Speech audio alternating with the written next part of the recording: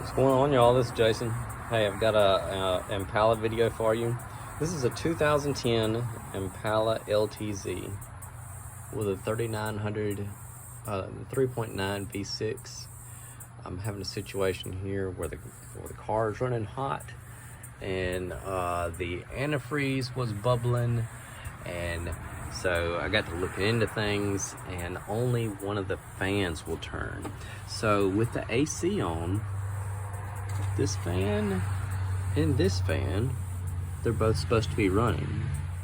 Well, only one fan runs. So I found a video online, and also I took this off. So this shows where you've got your you've got two fuses for your fans. All right, and here's two relays that are the same. And I'm not sure what this relay in the middle is, because obviously you've only got two fans. And so it's fan one, fan two. Fan one is the driver's side, fan two is the passenger side. This relay is passenger side, driver's side. Like I say again, I'm not sure what this is for, but let me show you what I just found. So I did, like I say, I watched this video that I found online. I just looked up, you know, different various searches for,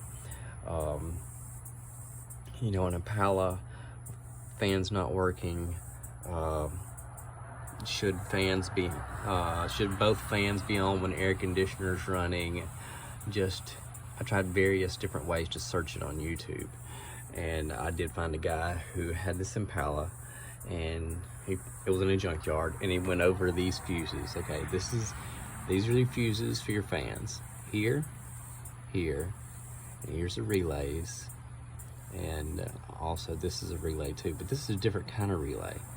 All right, so my understanding is these relays have a different amounts of pins. So that joker's in there. I'll tell you what I'm gonna do. I'm going to show you what I did. Is one of the first things he suggested was spinning your fans to see if they're not locked up. He said that you could tap on them. You know, if it's not running, you could tap on it and try and see if that would break something loose. He also said you could unplug it, and you could use a voltmeter.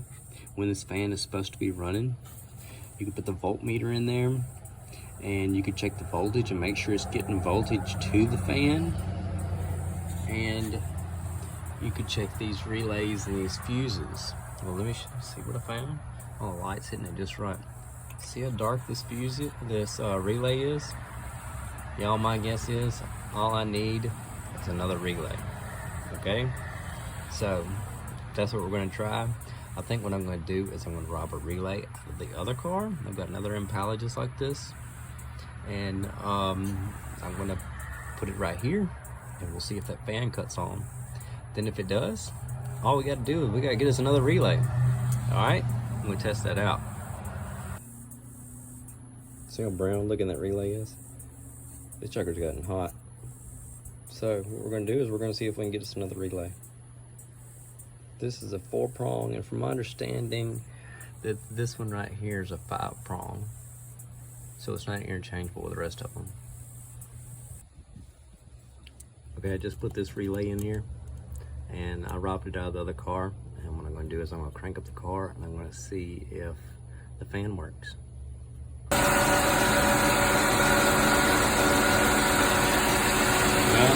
got a fan over here, and no fan over here. So that didn't solve the problem. Okay, so what I'm going to try now is I'm going to try to unplug this and see if I can, by myself, use this voltmeter to put the probes inside of there and seeing if it's checking with voltage. That way it'll tell me if I've got a bad motor or not. If I'm sending voltage on to this thing and telling it to cut on and it's not cutting on, that's got to be it.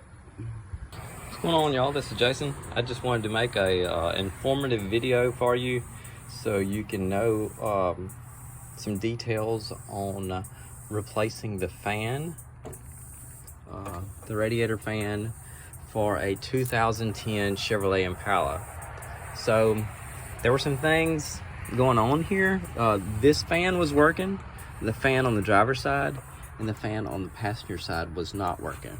So when you've got your air conditioner on, both of these fans should cut on, and this one wasn't cutting on. So I just wanted to tell you about it. So all right, let's pop this off. There are, of course, a couple of relays that have to do with your fan and a couple of fuses. So you've got these fuses here and these relays.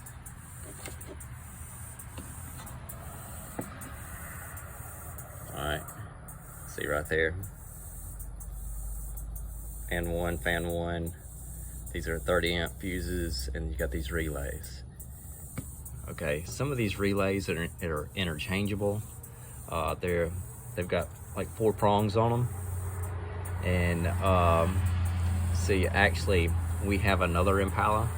So what I did is the other Impala, the fans were working fine on that car. So what I did is I plugged and played with these relays from the other car into this one, and the fan never would cut on. So that told me that it wasn't the fans or the fuses.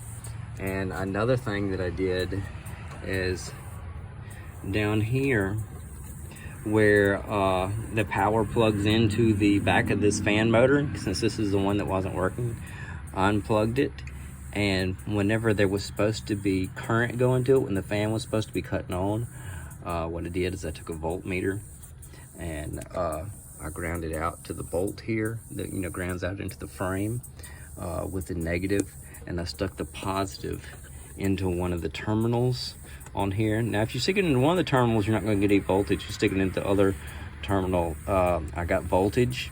So it was sending signal, it was sending power to the fan just wasn't cutting on. And so also some of the stuff was falling apart, and all the plastic was falling off of it. So you can see that this shop that repaired it for me, they took care of this stuff for me. They taped up my wire loom, and they got it all cleaned up for me. Didn't ask them to, they just took care of it. They took care of business. This is a shop I've been dealing with for a while. So what I had done is, to do this, y'all, what you have to do is you take these loose, these motor mounts loose. You take them loose from here and here, and you flop them back out of the way, okay? And then you've got access to get to this.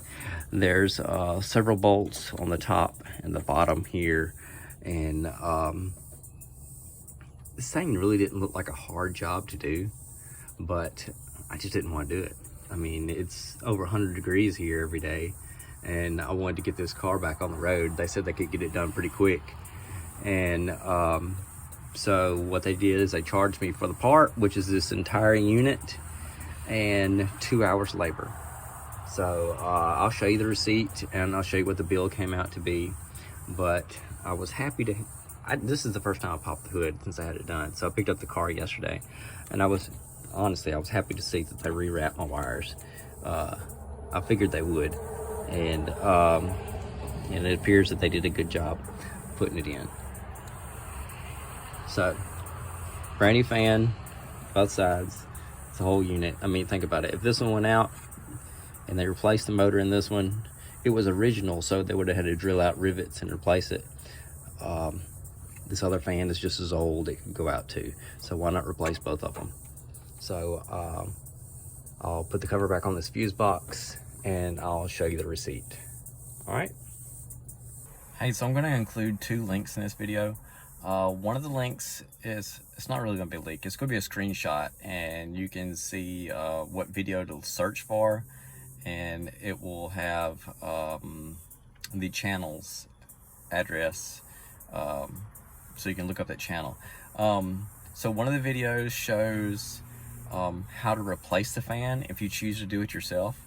And I believe they did it on a 2008, which we have a 2006 and a 2010, and they're pretty much just they're the same. It's a 3900 motor, and they're set up just the same. So it was a very informative video. It tells what tools you need, everything. That's if you want to do it yourself and save 2 hours labor. Also, I will include a screenshot of another video that I watched whenever I was trying to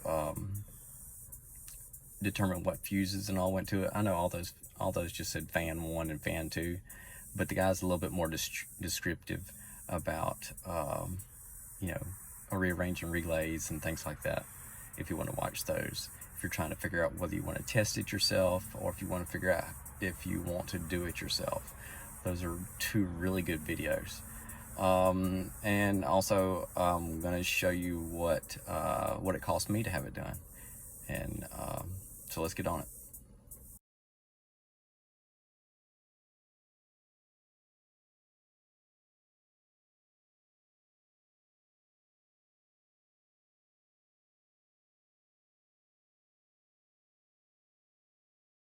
Okay, so here we have, this is the part number, and we have that it's a, there's the part number. It's like a MTE or whatever, FA70321. I haven't looked it up to see what I could get it for, or if it's marked up or whatever. But I had tried to find this as a GM part, maybe an AC Delco or whatever, and I personally couldn't find it. The only thing I was finding was aftermarket. So this may be an aftermarket too, because if you look at the back of it, it looks like where the fans are screwed into the housing, like they have you know, bolts and nuts holding them on. The original wasn't like that. It had rivets holding it in. Okay, so the part itself, the fan assembly housing with 2 new fans and motors and all that kind of stuff, was $290.73. Okay, so what we got going on? Check cooling fans, remove and replace the cooling fan assembly. So we got 2 hours labor at $230. So that looks like, I've never known what they charge for labor, but that looks like it's $115 an hour labor. So total parts, $290.73, tax and all that kind of good stuff. That comes us out to $557.18 to have your cooling fan assembly replaced on a Chevrolet Impala 2010 with a 3900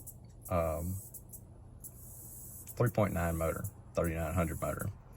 So I'm pretty sure it's going to be fairly similar to, you know, all those Impalas of that range. I'm not sure when this body style started and stopped. I do know for sure that it's definitely in 2006 through 2010. That's for sure, because I've got both of those. But I just wanted to make this and tell you a couple of videos that you could watch if you wanted to learn about it and maybe do it yourself, or if you just wanted to know what it was going to cost you to pay somebody else to have it done. Okay, so thank you for watching this video, and I hope this helps you out, and I hope you have a good day. Bye, y'all. Hey, I changed my mind. I think I am going to include links in the description of this video to those 2 videos I watched. That way it'll help you out, where the guy tells about the fuses and all, and which ones go to it, and different ways to check on it on that junkyard car, and the other one shows exactly how to install it. All right, thank you.